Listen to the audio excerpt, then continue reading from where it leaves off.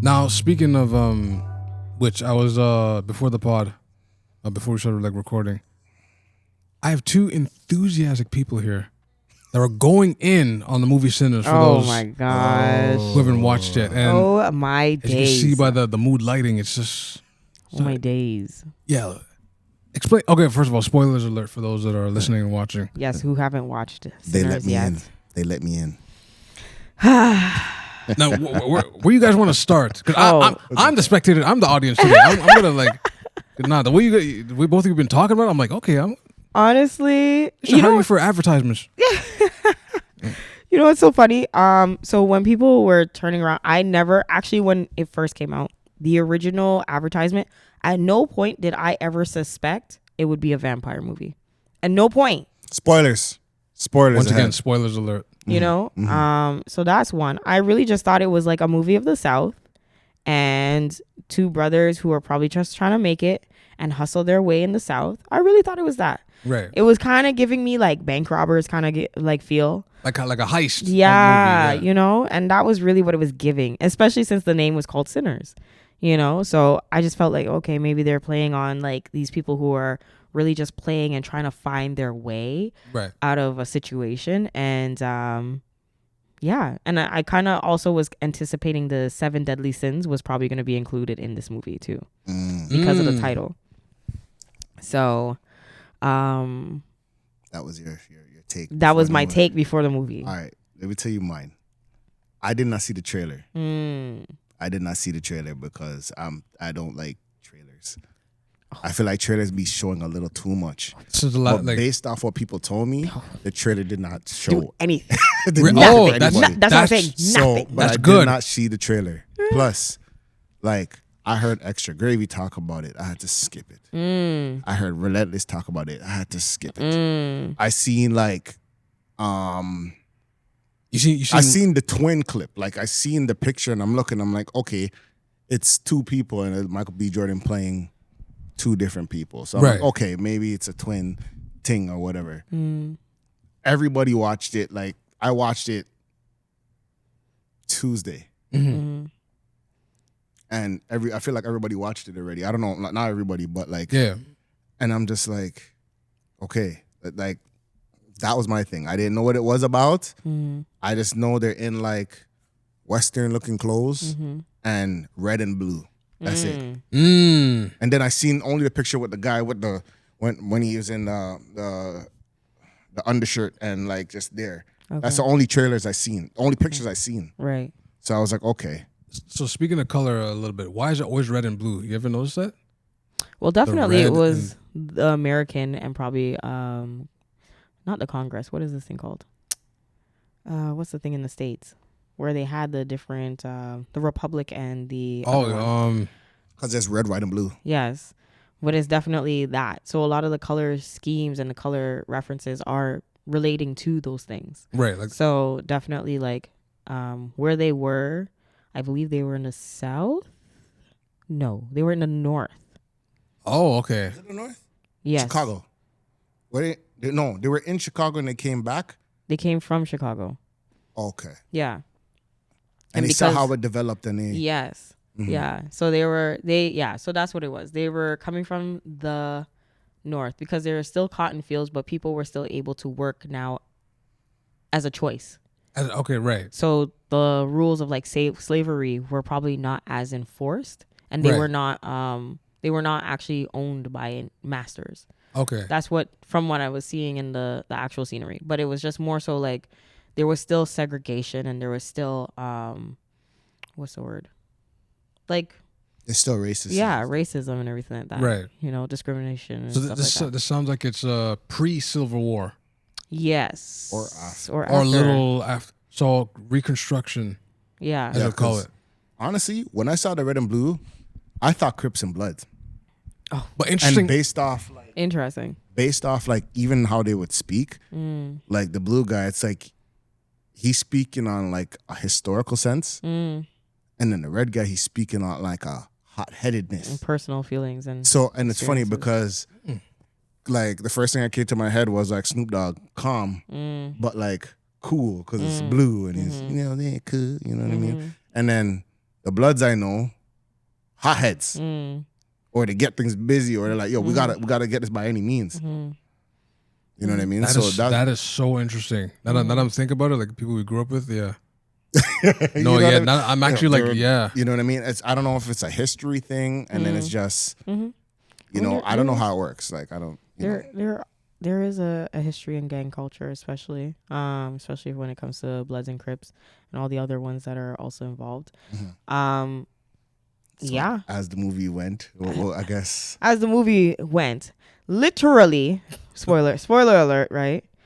The joke is the foreshadowing in this movie is significantly amazing, because the lines that they say definitely take you to the next part, and everything is very progressional in that sense, but you don't realize it's progressional like that. Right. So one of the lines where he was saying like, the guitarist, he was saying to his cousin and saying like, oh, you know, he's like, come do the jukebox or whatever the case is. This will be the best night you'll ever have for the rest of your life.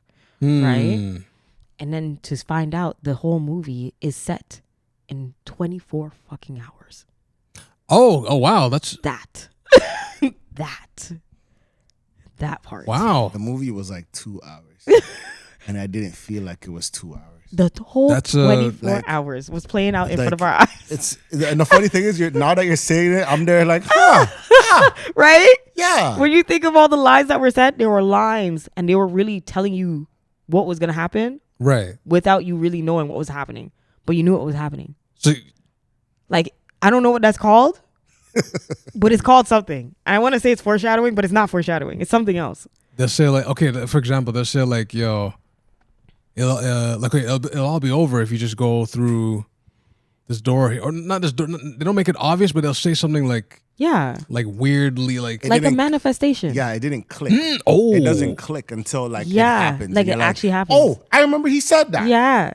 And that's where like that is foreshadowing. Like the amount of foreshadowing that happened was amazing, and even it was so fluid from the start. Very much so from the start. Fluid. The father. At first, the father. I'm like, why is this movie starting like this? Yes, because you get a wheel back. Yeah, it's one of those like reverse, and then it's like 24 hours later. Yes. Oh, so okay. you see him coming into the church, beaten and battered, sliced up and everything, clothes tattered, all that stuff, and he's coming with a half a guitar. Okay. But everything about him is a symbolism of what has happened and transpired. So now, a rough night, and it could be the night that he loved, right? And he walks up to his father, and his father embraces him, right? Oh man! Then you realize, oh man, the start of everything, the start. Yeah, it's sticky. The start. So, I mean, this is definitely a spoiler alert. Listen, going back and forth with this movie. Okay. I got like, based on a person that reads or whatever, I feel like the first thing that came to my mind watching it as a whole was the prodigal son. Yes. That's the like. Yes. So in the sense of so good. Like, so for those who are like listening, what does the prodigal son mean? So basically, there's a story in the Bible of the son that left the family that had he took what he had, like his parents' inheritance, whatever. He took parents, leaves, parties, has a jolly old time, but at the end he ends up with nothing, and he's going less than what he has, and then he starts sleeping with the pigs and like living an impoverished life, right? Yeah. And then he said, "I'm going back to my father." Yes. And then the father welcomes him back with open arms. They have a party, and stuff like that. Yeah. Basically saying, like in biblical terms, that like God is always going to take you back. Right. But the other part too is also cherish what you have, because you never know, the other side is not always as green as it seems, right? Like the privileges and the gifts and the things that I have given you, you have to learn to have some form of gratitude and appreciation for it. Right. And that is also one of the things in the story too, where the son, and as he leaves his father, is more like, I can do my life better without you. Like, I can leave and do better. Right.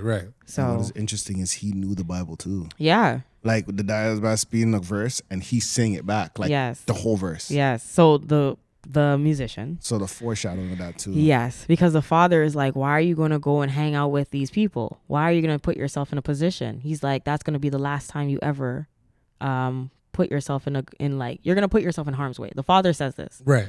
And basically he's like, you need to stop hanging around these kind of people. Stop hanging around your own family because they're his cousins, the twins. Mm-hmm. So he's like saying all these things and blah, blah, blah, right? But it's funny to also find out it's the judgment that the father is giving, though he himself was one of them.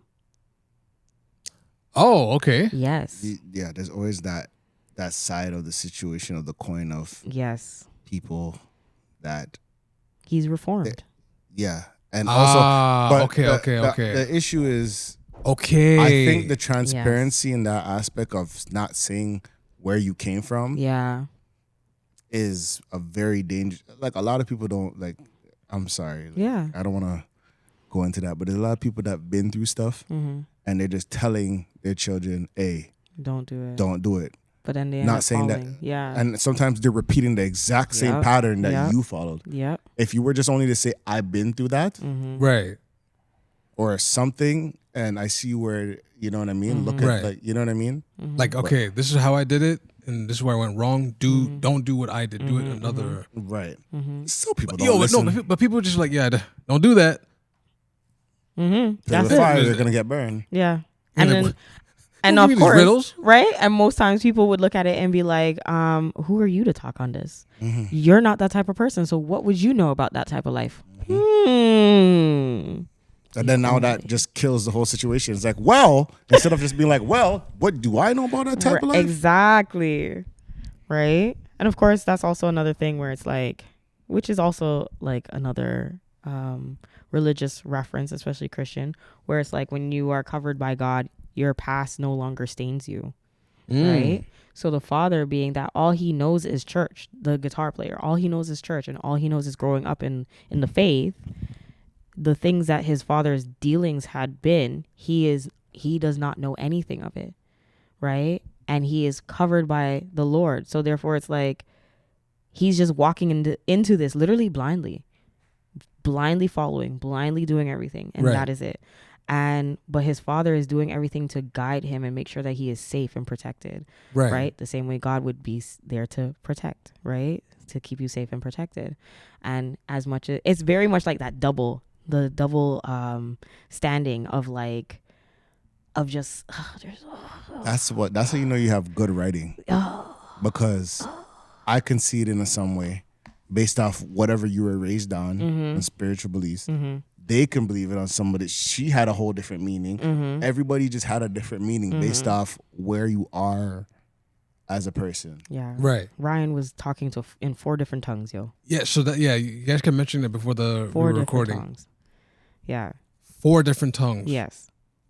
Definitely. And then, like what I realized is like the one thing about the twins is like one guy, he was able to like pull everything together in one sense of having that event. And he was hot-headed, but he was organized to an extent, to a certain place. And the other person, he's organized too, but he's very calculated, and he sticks to his roots, what it may be, whether it's, you know, I don't know if it's Obia. I know it's the spiritual.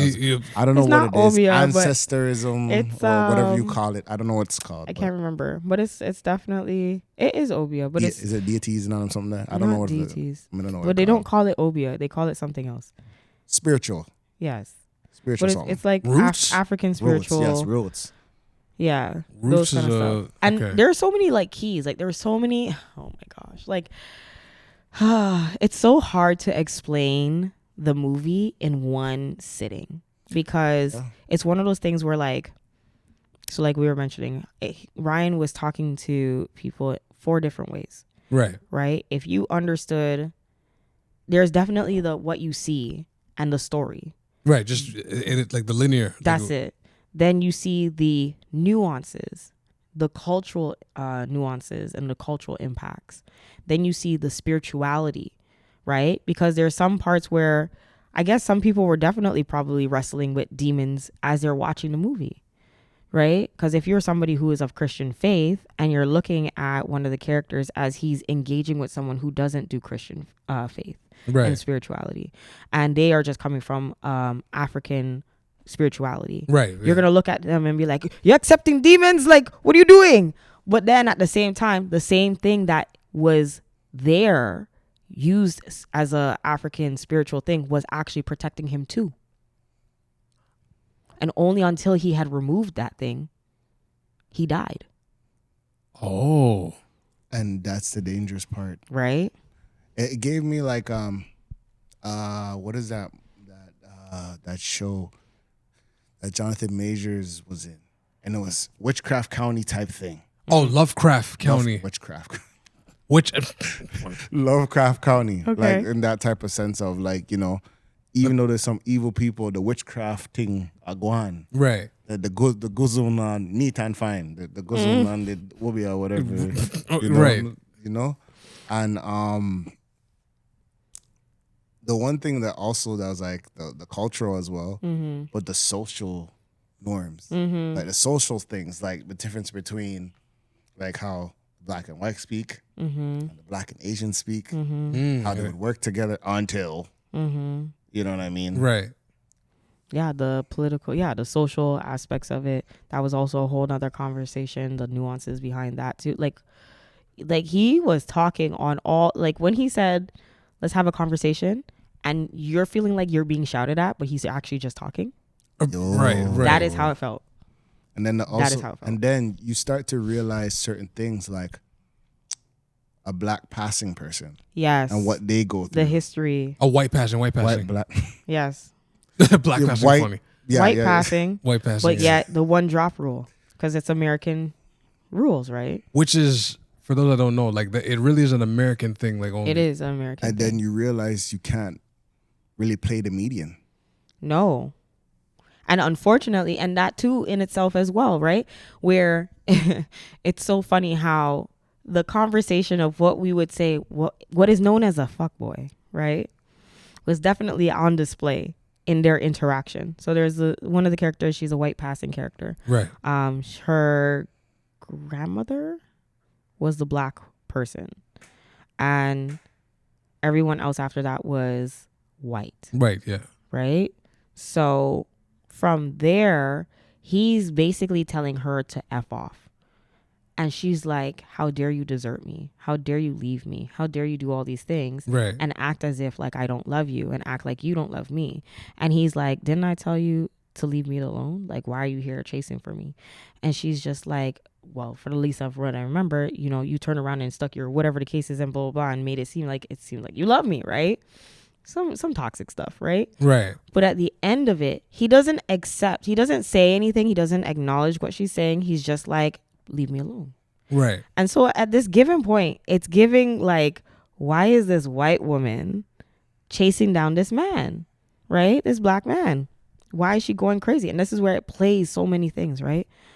But then you realize that he was actually doing that to set her up to have a better life. Because of that time, if she was being able to pass as a white person, that means that she would be able to live longer as a white person. Right. She'd be able to have more privileges and have things accessible to her because she is white. Right. And those are the things that he wants to give to her, but he could not give her because he's black. Right. And yeah. in that dialogue, you see him pushing her away, not because he doesn't like her, but more so to protect her. Right. Yeah. See, and that's a crazy interpretation because I didn't click that. You know what I saw? I saw her, like, just feelings were there. Yes. Obviously, feelings were there. Yes. But I saw him being like, "Yo, move for me." Yo. Yeah. Something happened between them. Yeah, and he picked up there was an issue, and something happened between them. But proximity and time. And then everybody knew that like something was wrong. That's why they didn't want her at the party. But you know, okay, she's persuasive. He engaged.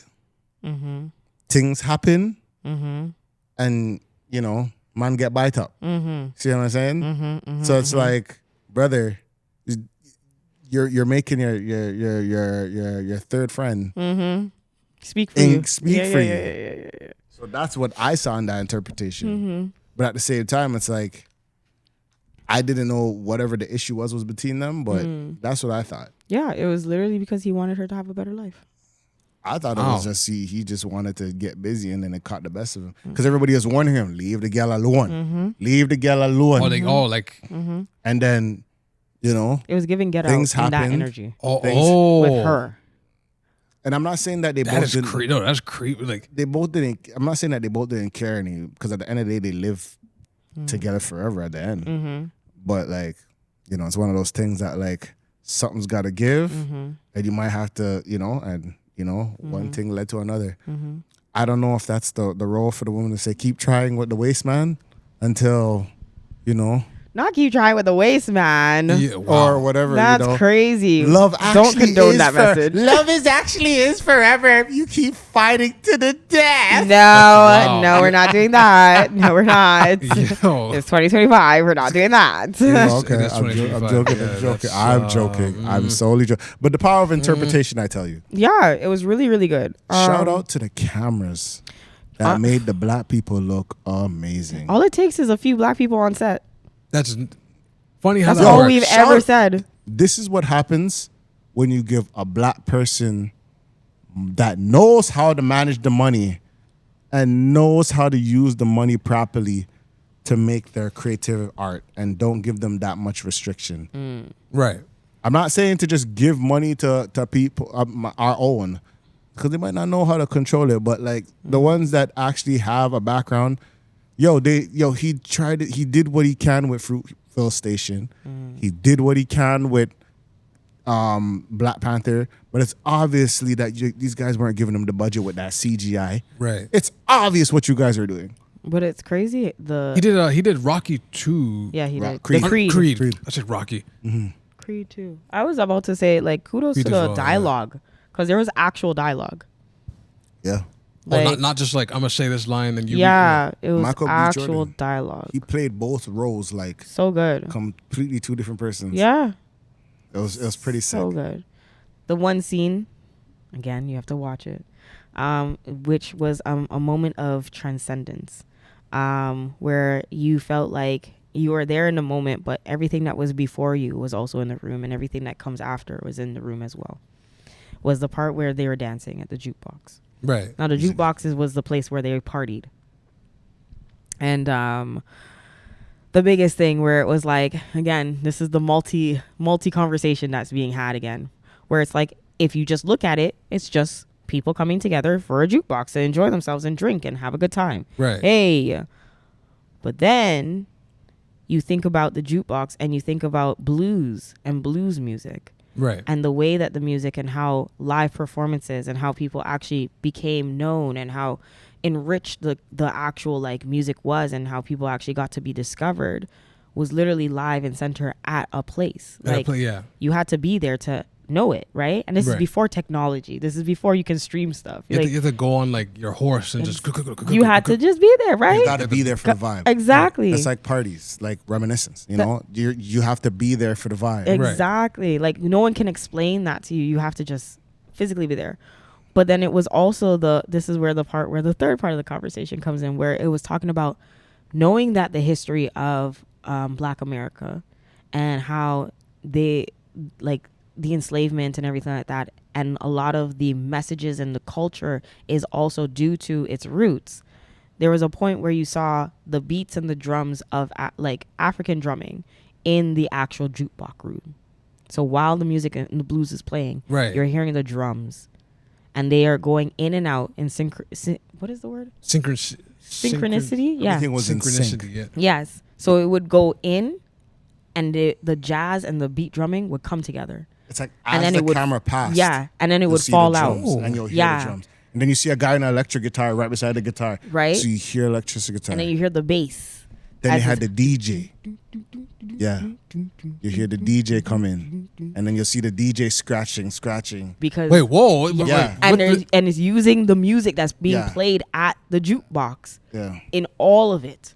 So the beat, it's the music, the stationary song that is playing as we're here in the space. And then you see the African Changing. tribal. You ever see the African tribal doesn't want to do And they 2 doing the feet. dance? Right. And it's fast. Yeah. music. That scares the hell out of me. that was them- also going. Yeah. But you're seeing how everything is also playing and influencing the Right. blues. Like, yeah. Right. What was the other one? I think they even had a bit of like Like they had a- contemporary dance. They had a contemporary dancer. They had I an Asian think. dancer in there. Yeah, the Asian dancers. Yeah, they had like the They I had don't know what to call the it, but ribbons. the ribbons. Oh, I never. But Can't think of a name of that right now. some But, of the I know what you're talking influences, about. right? It So, just like, shows how the connections, how Oh. it works together. in that moment. And then it was just like literally from what we know today, what was before them to make this music, everything golden, like just, and it was just crazy to know that the music never stopped playing the entire time. Mm-hmm.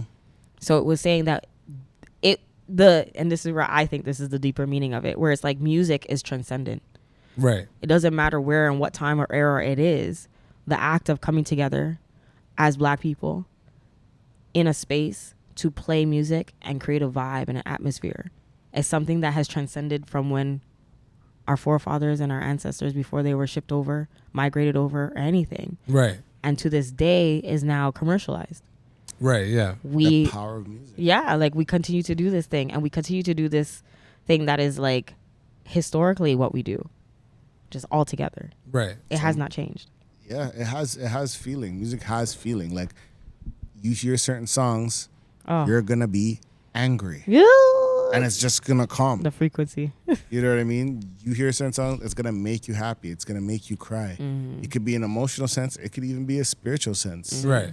You know what I mean? Some people go to God by gospel music. Like some people change by rock music. Some people could certain songs. They actually did have rock in there. Yeah. Too. Yeah, they did. Some music will bring a certain situation back. Right. Just Like, the yeah. power. Like it plays back in your. I could never listen to Kid Ink anymore because of certain things, certain music. You know what I mean? Right. But anyway, Now, just to throw like a wrench in it, you guys mentioned Irish people. In Yes, Yes. baby. Oh man, the Irishman. Listen, even that part was hard. that man. It was even. Ooh, Yo, we're just gonna keep. I hope this is not no obvious. Yo, whoa! Actually, that would be kind of. I'm joking. Yo, but yeah. No, that starts way before the party itself. Yeah, we're gonna have to go to regular lighting, guys. I was gonna say how it looked on camera. We'll probably just keep it that way with the light rolling in the thing, but I don't know. But yeah, the Irishmen. The Irishman was crazy. I was like, oh my gosh. And the thing is, the part that really gets to me is the fact that him trying to pin the Aboriginal people. What? Aboriginals they were like, yo, we already know Guan. We're looking for this Wow. guy. Have you seen him? They're These like, guys said- oh no, we've never seen anybody come to our door. No, not at all. Blah, blah, blah. They had it from the start. They said, nope. And they already watched. They're like, oh, make sure he doesn't come into your house after nightfall or whatever. Yeah. The Aboriginal people. The joke was, and then this is where it was a bittersweet moment.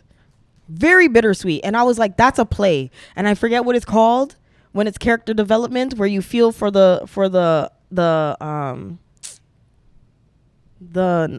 my gosh. The family or No. In character development, the main character is what is this thing called?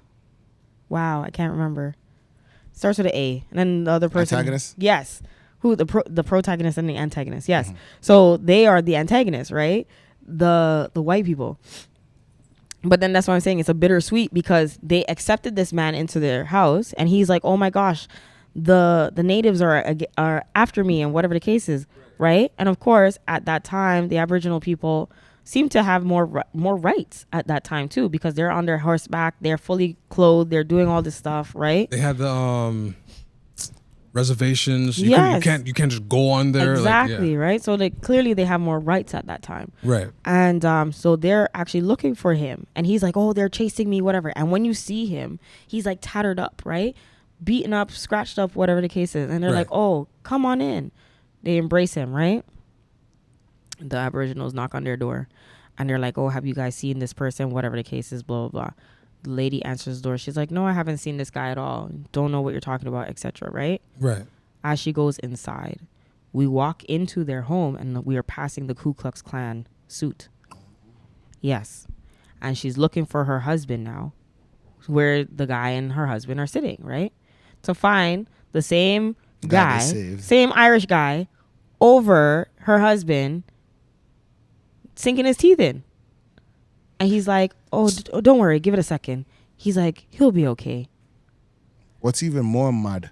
Bittersweet. It's mad. It's mad. Bittersweet. Because even more mad, because it made another part that made me go, oh, we can't trust anybody that just gives you stuff.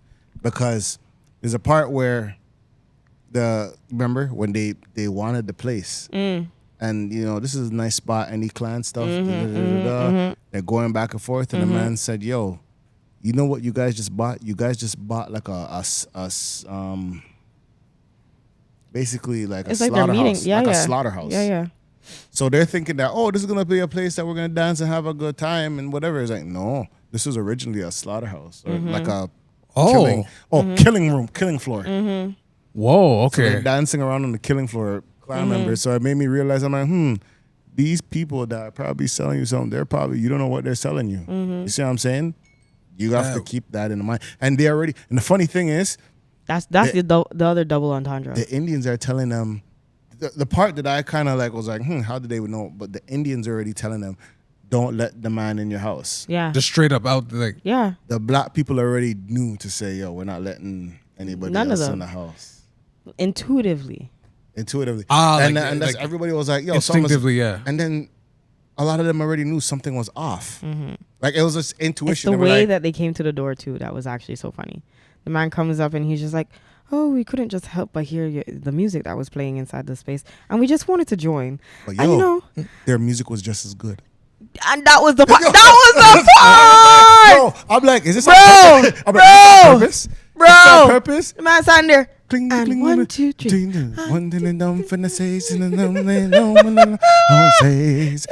On the floor when the bum. This is the game we play. But if someone's not connected, no. But if someone is not if someone doesn't have an intuition like that, be like, oh, you sound good. Come on in. Right. Yo. Right. And this is where I said.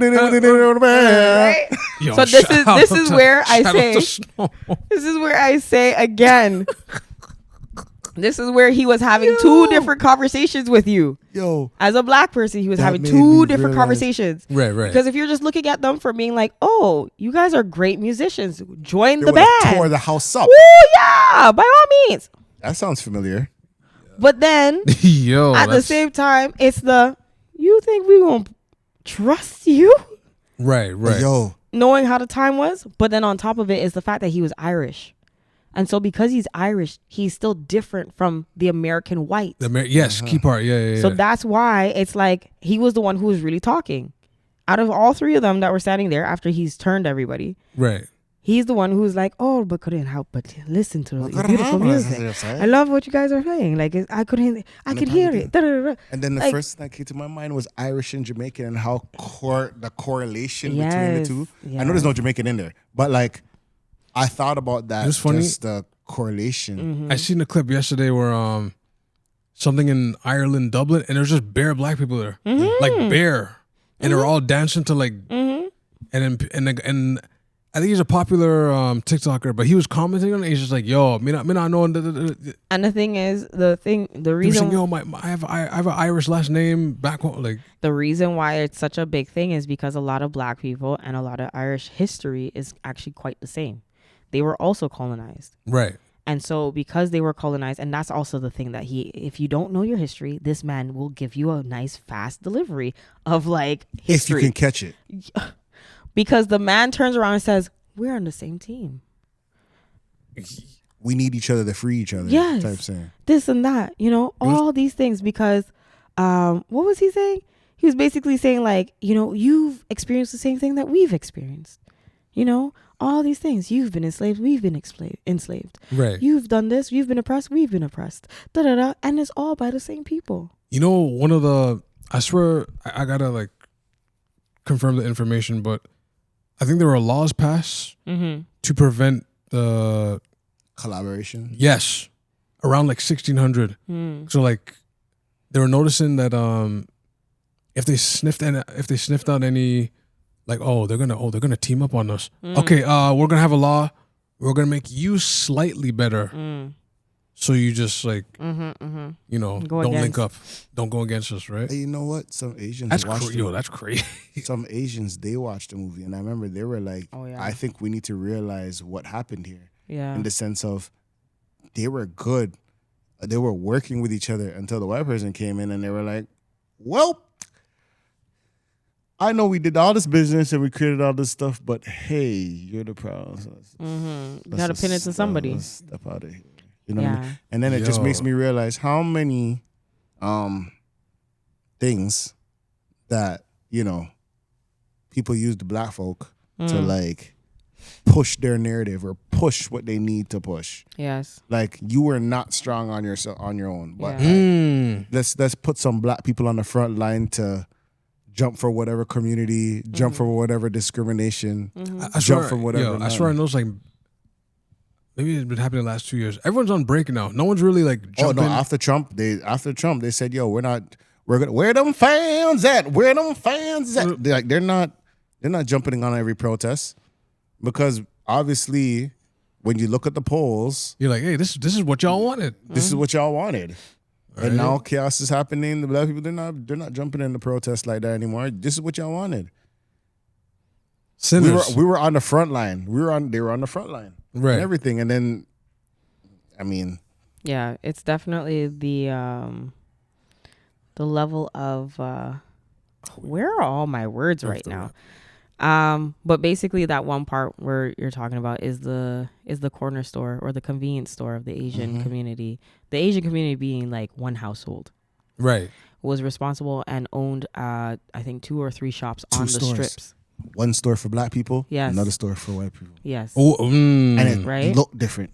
Yes. And they look different. Yes. And so when one of the twins were coming in to do business and whatever, you can definitely see the daughter was already discriminatory. She wasn't really trying to be giving no service to nobody. Right. That was black. And I guess that was also because she was working in both the stores. So her thing, she had a very big attitude when it came to seeing one of the twins.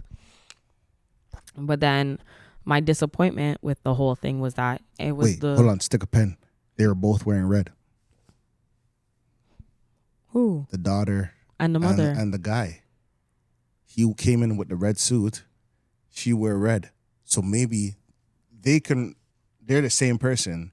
Same color, same type of discrimination, but she's looking at him different. I don't know. Just a play on. That could be the color. Yeah, you could be onto something. Could be onto something. Sorry, I don't. Could be. But it was just the fact that like he had to ask his wife whether or not that they could actually join in and do business, right? Right. Because that's what they were doing. They were doing business. He's like, I could do a sign for you. I could do this. I could do that. Whatever, right? And as soon as the party started going left, he was like, let's stay. Was it him? He's like, let's go. He said, let's go. I said, she said, let's go. Yeah. Yeah. He was like, oh, we got to go through this. And she's like, I have a car. Yeah. Yeah. He's like, we're only here to support them for the business. That is it. Not for the actual Any mess issues that's where happening. we're not for. Yeah. So definitely it was just like they're there for their money and that is it. And they're out. And it was like, that's crazy. Crazy. But I understand. Because again, you're only a vendor. You're only hired here for this stuff and that's it. So you really are not involved in their affairs. Absolutely correct. But it was very much screaming right at you when they were saying that in that dialogue. Right. Now, what would you, just to wrap up quickly, what would you rate out of 10? It seems like it's 8 or higher. I can't even give it a rating. Really? Okay, I'll give it a. Okay. I'm joking. The reason why I can't give it a rating because I feel like I need to watch it again. Facts. To catch other things that were probably missed. Even the color coordinating, because that probably does play it. That plays a factor. Because look at the woman. Look at the passing passing white. Right? Oh yeah. She was wearing a white, like a pinkish dress, Yes. but like I forgot who was black. So it's probably a mix between the red and the white. Unless all the people who had the red or a faint red were actually the ones who end up turning into. Or they had some type of red article of clothing. Yeah. So maybe they were the ones who were like transitioned over. That was the foreshadow. And then Whoa. Now I gotta think of what's his name, as you were saying about the garlic. Was Yo, he wearing red? I don't know. For some reason, what's his name? There's a drunk alcoholic guy. Yes. I wasn't sure if he ate the garlic. He ate it. I know, but like You when he think was coughing and Yeah, they were all like confused. I thought he was. I thought he didn't really eat the garlic. So we kind of have like this thing where it's like we thought he was already a vampire. Like halfway, he wasn't like fully in it. Like because you know what I think. You know what I thought. Because he was an alcoholic, The alcohol was saving him. the spirits, the beer, and it's technically a blood thinner. So you're not gonna crave blood if you drink all the time because your blood is already diluted. Fair enough. That's why when he was like, "Hey guys, you guys run off," he's like, "Ah!" You know what I mean? But maybe I'm overthinking. That is I'm overthinking it. That's a good You know what I one. mean? He was well hydrated off of liquor. That's true. And that's a blood thinner. That's true. Maybe Blade was drunk the whole time. I'm joking. Maybe. Yeah. But like that's what I thought. And then there's just the whole let me in situation. Yeah, that part too. That was a key indicator of everything, out of everything, because they were not coming inside the jukebox the entire time. They were only outside. Right. So the only way that you could have changed or turned into is if you left. Right. Yeah. So if they had, this is the other part. This is the part where I feel like maybe a lot of us were like, shut the hell up and sit inside. From the time the man said, I'm going to go use the washroom. Like, what are you doing? Inside. First off, you shouldn't be going out there in the dark. Just because, I want to go talk to them and help. I can relate. Yeah. You're passing white. You better come back. That man said, oh, yeah. Oh, no. Then he started levitating. The man said, Yo, that's another thing. How did she get inside? That was the other part. Yo. Who accepted her because she came back inside? No, she went in willingly. Right. Oh, no. Corbett. No, how did she came in? But how did she go back inside? Because everyone Because the man was stuck. horny, man. But he was horny. No, but I'm saying like everyone else couldn't come inside except her. She, for whatever reason, was able to get inside. No, the first time she already came in the first time and she just went in because she was like, I'm one of y'all. I'm coming in. You can't let me in. Let me out. Remember, she was arguing with them and they let her in because she is one of us. Right. But the second time, I swear it was the guy in the red that said, yo, come inside because there was a little commotion there. Yeah. And then he let her in because he's honey. I gotta see now. I gotta look at that because so. I gotta see it. He wanted to get busy, and then by the time you look, he's because by the time she went out. Okay. Anyways, the whole point being that, and this is where again it goes back to him talking again four different ways, where he was basically saying that it was very much showing the free will, like you as a black person have a choice, right, and you can choose to let evil come in through your door. That is your free will. Right. Right? And it is given to you. So you have the option of letting that happen. Man, but I was so upset when that's why I said, dude, shut your mouth up before and let the daylight come up and let these motherfuckers burn. I said that too. I said that. Can we just chill out until the daylight? You see me? I would have yo, brother. Listen to me. When they're at the door, I would have. When that girl. And you know why? With garlic smell. The reason being, the Asian girl, she saw her husband out there and he's like, oh, babe, come out. Just come, let's go. And he turns around and she saw that he was bitten. And that's when she was like, oh, he's a part of them now. So he had left to go and stack the car to get it ready and whatever the case is because he didn't want to be a part of the commotion, but it ended up in the commotion. Right? And there was a guy that was casualty. He'd even get bit. The man's like, open the door. I know. But Poor thing. We're not letting him. I felt bad for him. He was. He had a chance. He had a chance, but they're like, they said absolutely not. He's banging the door. Let me No. He had a chance. Hey, nah, bro. But that one part when she turned around and said, come on in. I really wanted to strangle her. I really did. I was like, of all things to do, why in heaven's name? And it just plays on the fact that like we give other people too much power. Oh, okay. That's what it was. We should just start closing the door. Yo. But now here's a problem. If you close the door